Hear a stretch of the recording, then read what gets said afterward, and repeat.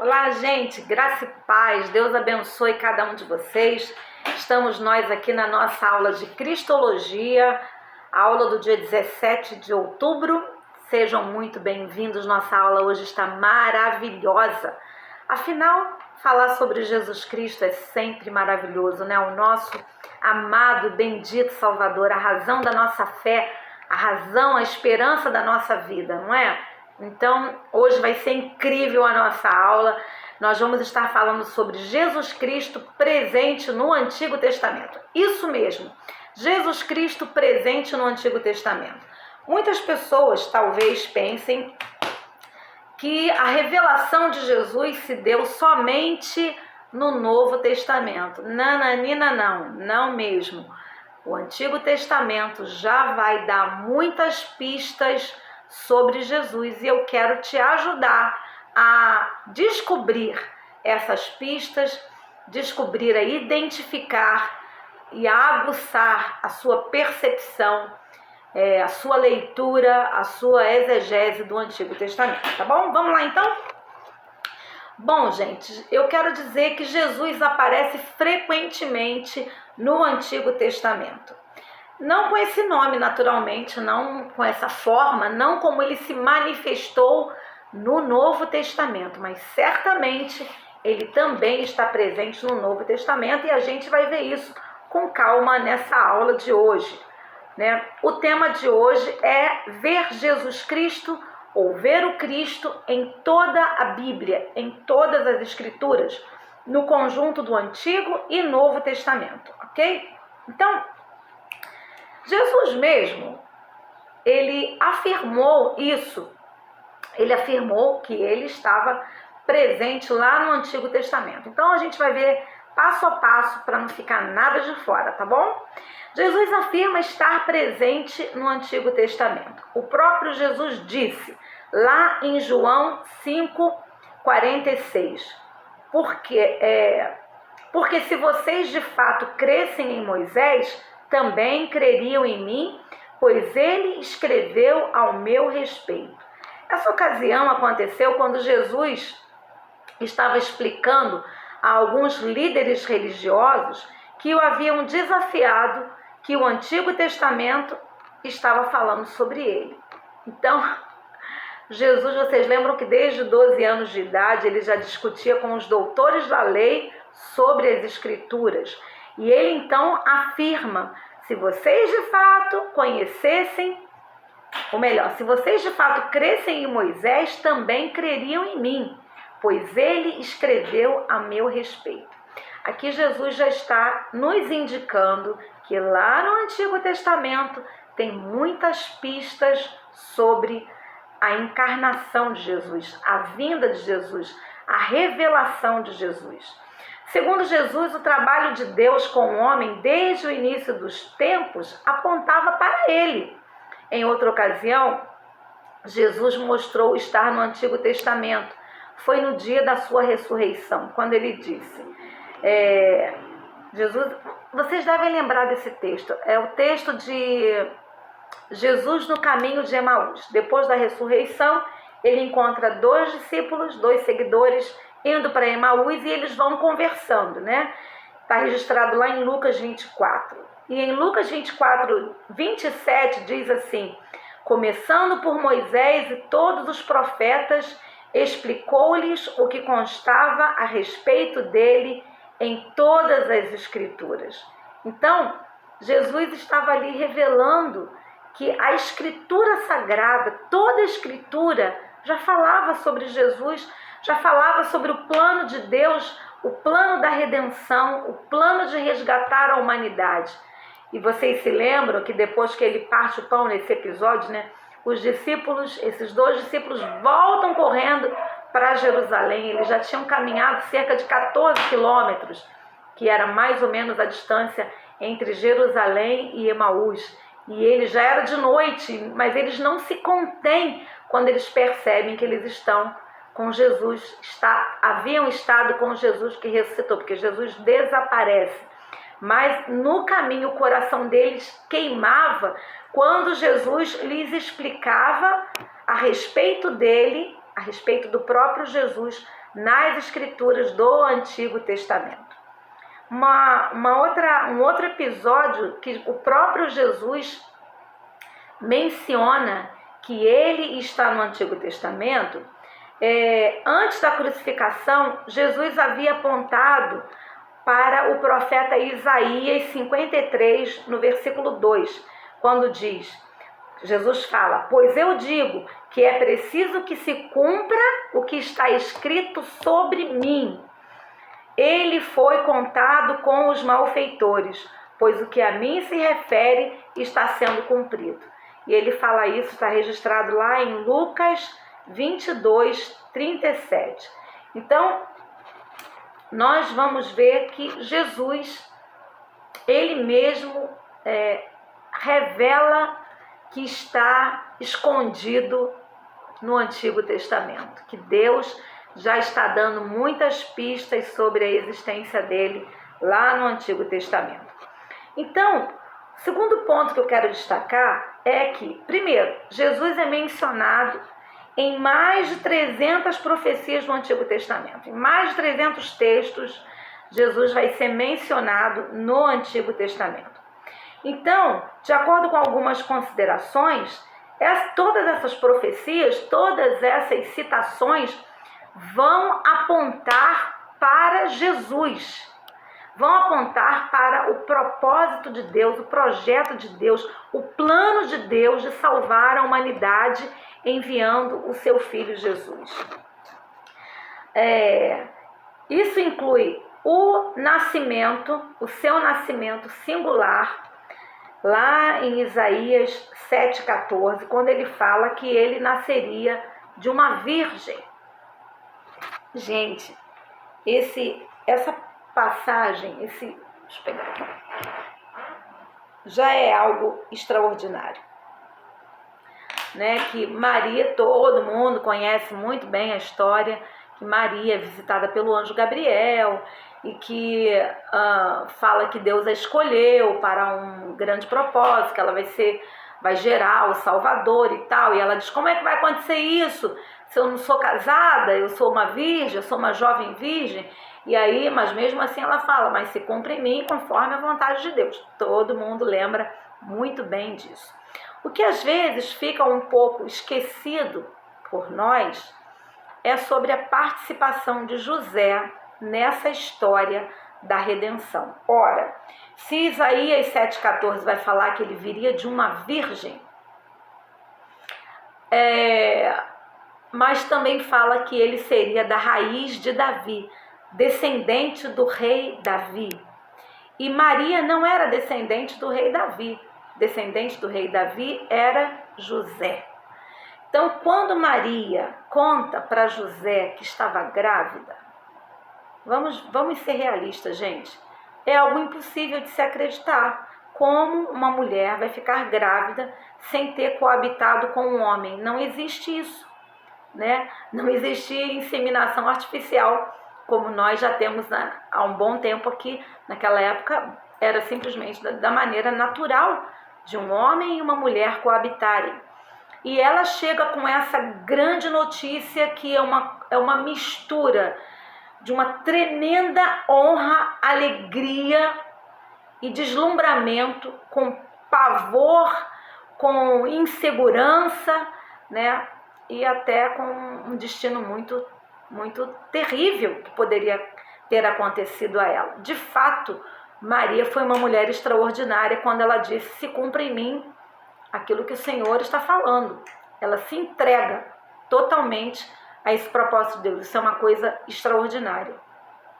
Ela conta para José, ora, vamos ser razoáveis, o mínimo que José teria que ter feito, ou faria, eu creio que 99,999999% dos homens faria, era ter terminado o noivado, ter arrasado com a Maria, ter chamado os pais da Maria, ter exposto, né, como ela foi infiel a ele. Isso seria a coisa mais natural. Porém, se não foi à toa que Deus escolheu Maria, também não foi à toa que Deus escolheu José. E ele se mostrou, mesmo antes do anjo aparecer a ele em sonhos, ele se mostrou um homem extremamente íntegro, com um amor profundo por Maria e extremamente até temente a Deus e generoso. Porque o que ele faz? Qual o plano humano naquele momento que ele recebe uma bomba dizendo da noiva, né? Ele já preparando as coisas para o casamento, a casa, enfim, e ele recebe aquela bomba de que eu estou grávida, você não é o pai, mas o pai foi Deus. Olha que parece historinha, né? E José faz o quê? Ele diz, bom, deve ter pensado, ficado angustiado, chorado, quem sabe pedido direção de Deus. Eu imagino toda a agonia, aflição, dilema que ele enfrentou naquele momento. E ele então chega a um plano. Ele diz, eu vou para uma outra cidade, eu vou abandonar a Maria e vou para uma outra cidade e pronto. O que isso significaria? Significava que ele estava disposto a ele ficar difamado como o noivo que engravidou a noiva e fugiu. Ele estava disposto a assumir um peso imenso para minimizar o peso que Maria teria que carregar por ser, dali para frente, uma mãe solteira. Então, a gente vê um cuidado, uma força, uma integridade assim gigantesca nessa atitude de José. José era descendente da raiz de Davi, era descendente do rei Davi. E José, então, tem esse plano nobre, né? Era o máximo que ele poderia fazer, estaria carregando a culpa de algo que ele não tinha culpa. Olha que coisa incrível. E eu acho que às vezes a gente erra porque a gente não destaca essa singularidade de José, da atitude dele, né? Da honra que ele possuía e que, apesar de todas as evidências serem contrárias, ele também não escolheu desonrar Maria, né? Ele escolheu um caminho muito mais espinhoso. E aí então o anjo do Senhor aparece a ele em sonhos, dá a revelação do projeto, do plano de Deus. O plano de Deus o tempo inteiro considerou José como fundamental. Então, nós pensarmos que só Maria foi fundamental porque ela gerou no seu ventre Jesus Cristo não considerar o plano completo do projeto de Deus, da salvação. Porque o descendente do rei Davi era José. Então, Deus contou com José para assumir uma tarefa difícil. E já no começo, José mostrou que tinha força, coragem, integridade, temor a Deus suficiente para manter esse projeto de Deus que Maria certamente sozinha não conseguiria. Vejam bem, José não foi visitado pelo anjo antes de Maria. Ora, não seria muito mais fácil Deus falar para José, o anjo aparecer para José, José, eu vou visitar Maria, vai acontecer isso assim, assim, assim, fica tranquilo. Não. Primeiro ele ouviu uma notícia que era uma bomba, uma tragédia, uma desgraça, uma desonra. Primeiro ele ficou completamente sem chão. E eu creio que até para que fosse provado e aprovado a integridade desse homem, né? A força que ele possuía dentro de si. Então, eu quero aqui destacar esse testemunho glorioso de José, que muitas vezes por nós é esquecido. Inclusive no tempo do Natal a gente quase nunca menciona sobre José, ou essa profundidade de José. Ele realmente assumiu de uma maneira, e quando o Senhor falou com ele assumiu mais ainda. E eu imagino imagino que ao mesmo tempo com alívio, porque sua noiva não o havia traído, mas ao mesmo tempo também com uma responsabilidade por um caminho que ninguém nunca tinha andado, né? De ser ali o companheiro, o provedor, o pai humano do Filho de Deus. Então é algo muito profundo, muito glorioso que José experimentou. Depois vocês lembram que eles foram para Belém fazer o recenseamento, lá receberam a visita dos reis magos. Herodes fica sabendo dessa visita dos reis magos, que os reis vieram. Isso também é uma coisa maravilhosa, né? Os reis não vieram simplesmente porque viram uma estrela comum. Era uma grande estrela, era um grande sinal. E para aqueles que acompanhavam os sinais, ver aquela estrela significava que um rei ou um Deus havia nascido. Então, eles se deslocam da sua terra até Belém. E ali eles encontram com Herodes, e Herodes fala, quando vocês encontrarem, antes de eles chegarem na estrebaria, né? Quando vocês encontrarem o rei, passem aqui, porque eu também quero ir lá adorá-lo. Eles entenderam que Herodes estava com intenções de matar aquele que era um Deus, mesmo que eles ainda não tivessem a revelação plena de que ele era o Filho de Deus, o Deus encarnado. Eles sabiam que algo muito extraordinário estava acontecendo. E eles então não voltam, não retornam para falar com Herodes, eles vão embora por outro caminho, e Herodes, tentando eliminar esse rei, esse Deus, esse iluminado, esse glorioso que estava nascendo, manda matar os bebês recém-nascidos, né? Então, isso é algo muito terrível que acontece.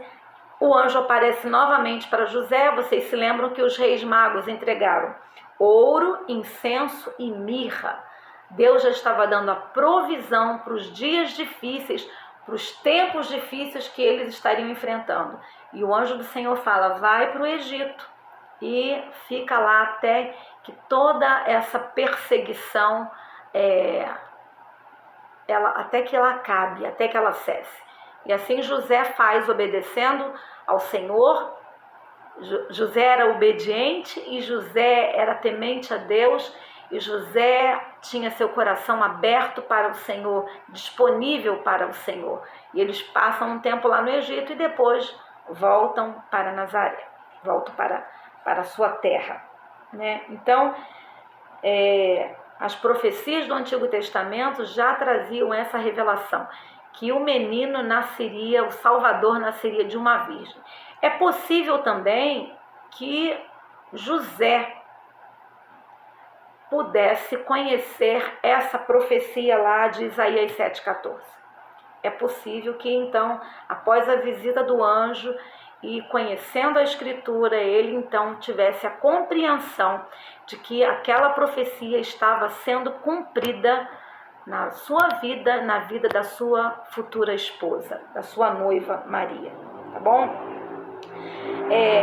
Mas não termina por aí, né? Em Isaías 61:1 revela o ministério de Jesus, como seria o ministério de Jesus. Então, quando nós vemos lá no Novo Testamento, Jesus purificando leprosos, curando cegos, perdoando pecados, consolando aqueles que choram. Jesus chora junto com Marta e Maria quando Lázaro morre.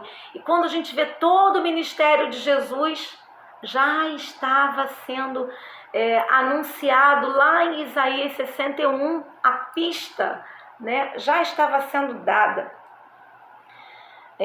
Jesus também, a sua morte também estava prevista no Antigo Testamento, a maneira como ele morreria. Por exemplo, no Salmo 22, vão ter vários elementos ali que vai se assemelhar à morte como Jesus passou, né, a sua terrível morte de cruz. Então, Jesus chocou muito os religiosos e quando ele se levantou um dia na sinagoga de Nazaré e ele leu Isaías 61, que a gente acabou de falar sobre o ministério dele.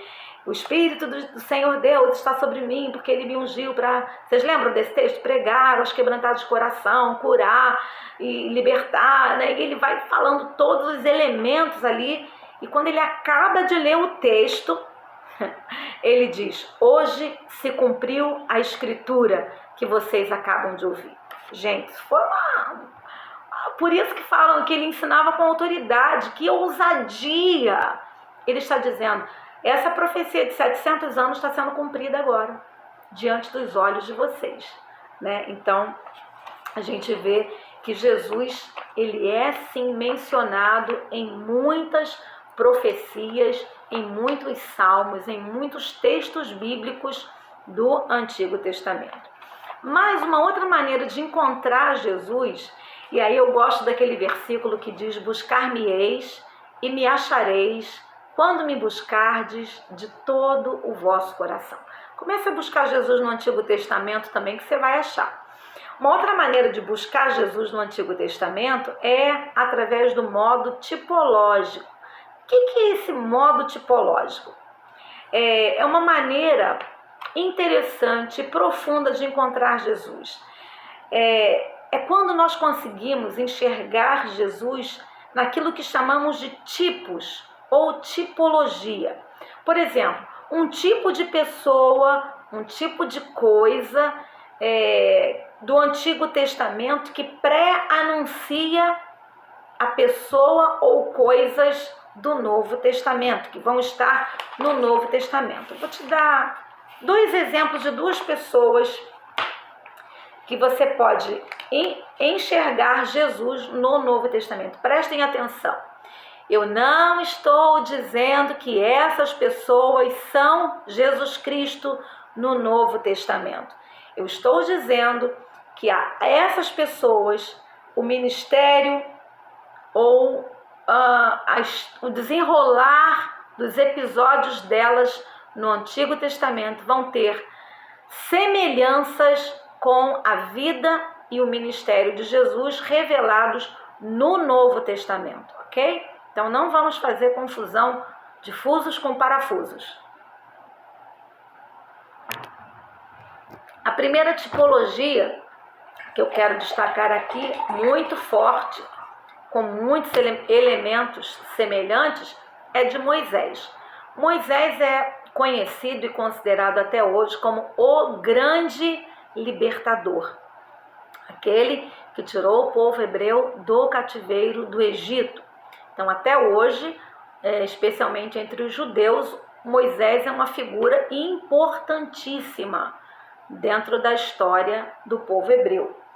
Então, vamos lembrar desde o nascimento as semelhanças de Jesus e Moisés, ou Moisés e Jesus. Moisés, quando nasceu, tinha um decreto do faraó para matar todos os bebês meninos hebreus que nascessem no Egito, porque ele acreditava que os hebreus se multiplicavam grandemente e num futuro eles poderiam fazer uma revolta, uma rebelião e seriam uma ameaça para o governo do Egito. Então ele manda matar todos os bebês meninos na época que Moisés nasce. Vocês devem conhecer a história que Joquebede, a mãe de Moisés, faz num primeiro momento o amamento até quando pode, em silêncio dentro da sua casa, mas todos nós sabemos que é impossível manter em segredo a presença de um bebê. Em algum momento ele vai chorar, em algum momento será percebida a presença dele ali naquele lugar. Então ela faz o cestinho, coloca no rio Nilo, e olha que curioso também, o rio Nilo era onde a sentença de morte dos bebês deveria ser executada. Os bebês deveriam ser afogados no rio Nilo. O rio Nilo para os egípcios, no Egito, um rio muito importante, um rio que garantia a fertilidade do solo, a colheita farta, a abundância da água, não só para os animais, mas para os próprios egípcios, para o próprio funcionamento do Egito. A prosperidade do Egito se devia muito ao rio Nilo, e o rio Nilo ele era adorado. Eles acreditavam que o rio Nilo era uma divindade. Então, eles quando houve o decreto de matar os meninos hebreus afogados no rio Nilo, era também uma adoração a essa divindade no rio Nilo, né? E aí parece uma ironia, a Joquebede coloca o menino aonde? No rio Nilo. Coloca o menino Moisés no rio Nilo. E as águas do rio Nilo, ao invés de servirem de morte, foram um caminho para a salvação daquele menino Moisés. A mãe de Moisés, depois Miriam, né? Vocês sabem a história, não é? A princesa, filha de Faraó, encontra o menino que era lindo, um lindo bebê, chorando, o adota, e a Miriam, irmã de Moisés, que tinha por volta de 15 anos de idade, logo se apresenta e diz: você precisa de uma ama de leite, de uma mãe de leite, de uma mulher para amamentar? Eu conheço uma. Então Joquebede é levada até a princesa e ela inclusive ganha um salário para amamentar aquele bebê que era o seu próprio filho. Depois desse período de amamentação, Moisés é criado no palácio, conhecendo toda a cultura e sendo letrado em toda a cultura egípcia. Então, um homem absolutamente preparado para, no futuro, estar diante de Faraó, pleiteando a libertação dos hebreus. Então, se a gente vê que Moisés foi ameaçado de morte quando ainda bebê, na época de Jesus, eu já citei aqui há pouco, Herodes faz a mesma coisa, manda que se matem os bebês inocentes dos hebreus ali, dominados por Roma, não mais pelo Egito, mas agora dominados por Roma, né? Então, há esse paralelo. Há também um paralelo de que Moisés, quando foi chamado, ele era pastor de ovelhas já há 40 anos, cuidava das ovelhas do seu sogro Jetro. Jesus é chamado de o bom pastor ou o sumo pastor. Moisés tinha esse cajado, Jesus também esse cajado espiritual de conduzir, de guiar o povo para o caminho do arrependimento, da salvação, da redenção, da reconciliação com Deus. E nós sabemos que a vara e o cajado, como Moisés tinha a vara de Arão e o cajado, Jesus também, como o sumo pastor, a vara que espanta os animais, os lobos, e a vara que conduz para o caminho, para a proximidade do pastor. Então, os sinais e maravilhas que Moisés realiza nas 10 pragas, os sinais e maravilhas que Jesus realiza durante os seus anos de ministérios.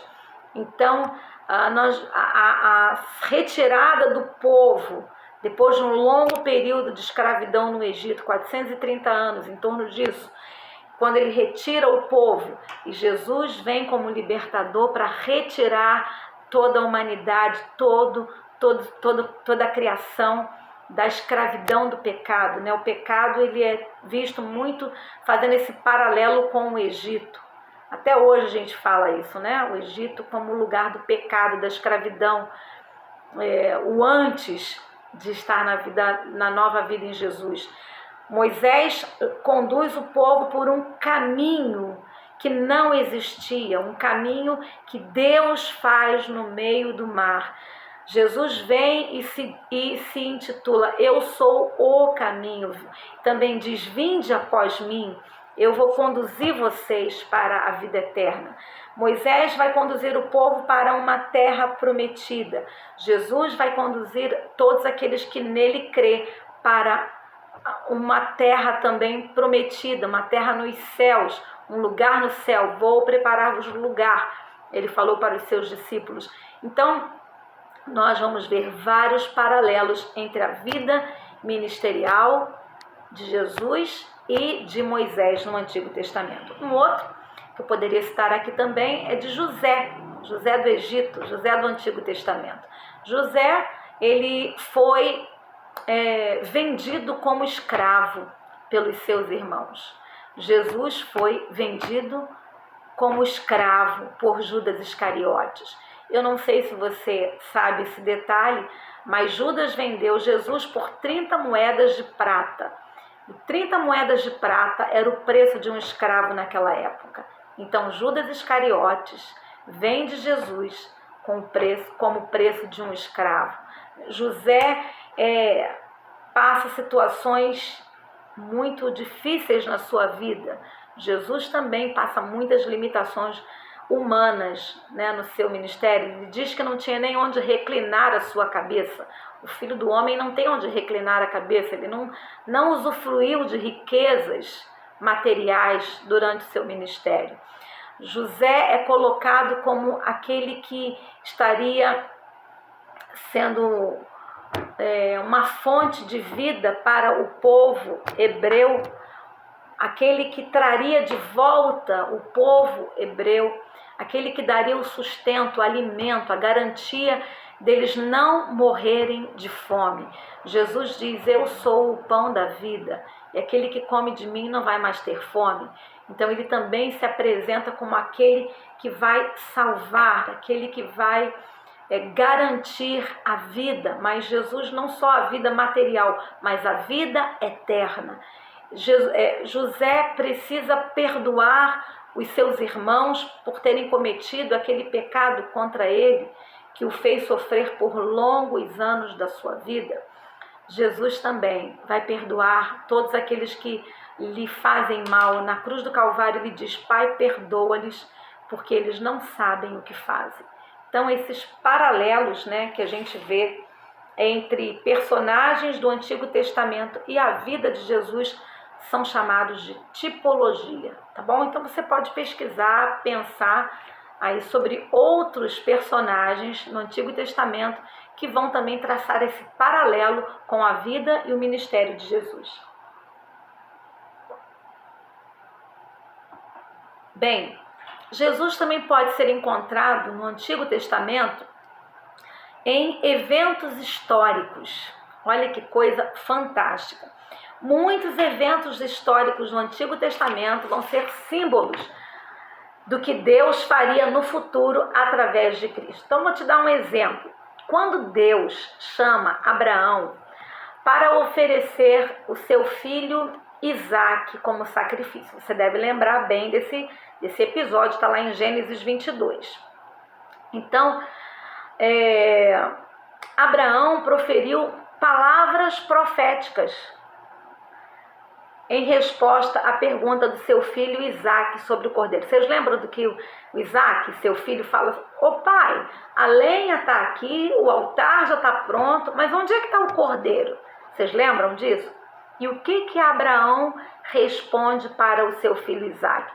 Deus proverá para si o cordeiro para o holocausto, meu filho. Deus vai prover o cordeiro para o holocausto, meu filho. Deus vai prover o cordeiro para o holocausto. E logo